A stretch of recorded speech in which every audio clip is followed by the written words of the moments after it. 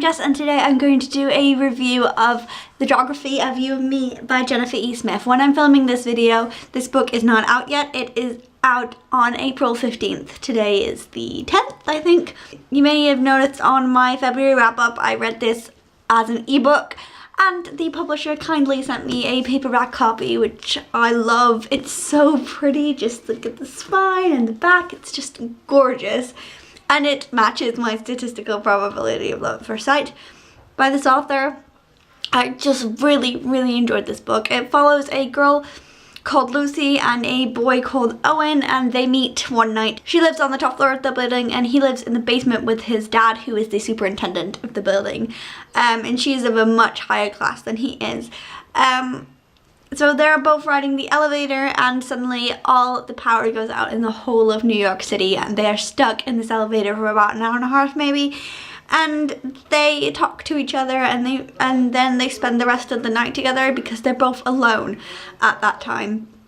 So they end up spending it on top of the roof, and Lucy tells him that she's never seen stars before, like the stars that she can see when all of the lights in New York are out. And that, I think that scene is just, I could picture it in my head perfectly. It was just, oh, it was so lovely. And there are so many quotes in this book that I absolutely loved that just blew me away. How pretty they were, like maybe home could be a person and not a place.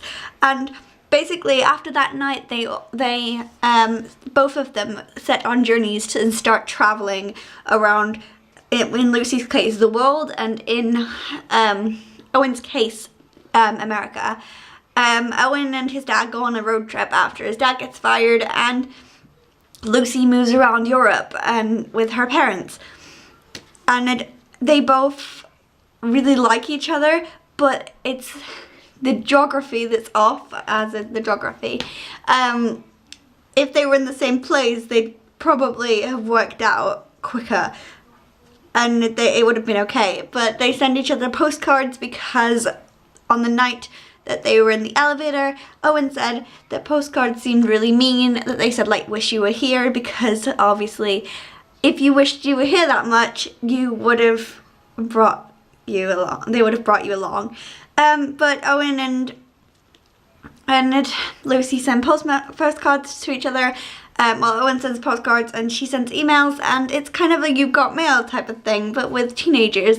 And I really enjoyed that. I enjoyed all the letters they'd have to each other, and all at the end, like when it's set out like it'll be like one chapter is from Owen and one chapter will be from Lucy, and like nearing the end, their chapters were literally just almost the same, and like they'd be thinking like almost the same thing, and they were so in sync even though that they were so far away from each other, and I just adored it. It was so cute and so tragic that they were so far apart.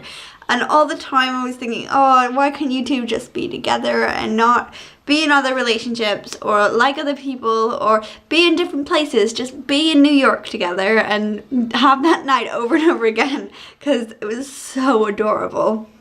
I definitely think I'm glad I read this one as my first Jennifer E. Smith book, because firstly, it's great. It's always great getting to read a book before everybody else has, so that you can't be spoiled by other people's opinions on a book.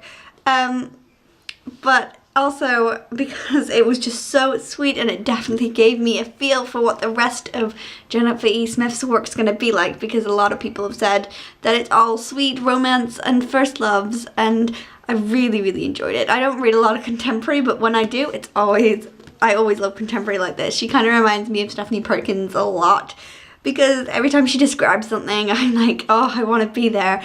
And I think it was great to read this book while I was traveling. I was on my way back from a ski holiday in Austria in the car when I read this, and in a hotel room. And it was just a perfect book to read while traveling. I would definitely suggest this for if you're going traveling, because you just want to go to all the places and you just feel like you want to travel, because of the way Lucy describes traveling just makes me want to go and travel. I have written a review of this, which was written like just after I read it, so I will link that down below, because it might be more interesting to see what my thoughts were. Literally about a few days after I got home from my holiday, so a few days after I'd read it. And yeah, so that was my review of Geography of You and Me by Jennifer E. Smith. You should definitely pick it up. I loved it, and I definitely think I'm going to be reading more of Jennifer E. Smith's. I really want to get hold of This Is What Happy Looks Like and read The Statistical Probability of Love at First Sight soon. And I just want to show you guys this poster that the publisher sent me. So they sent me a poster with the cover on it and some praise and the date that it's available, the 15th of April. And then like a profile of Jennifer E. Smith on the back of it. I'm definitely going to put it up somewhere, I think. So that's it for this review, and I will see you next time. Goodbye.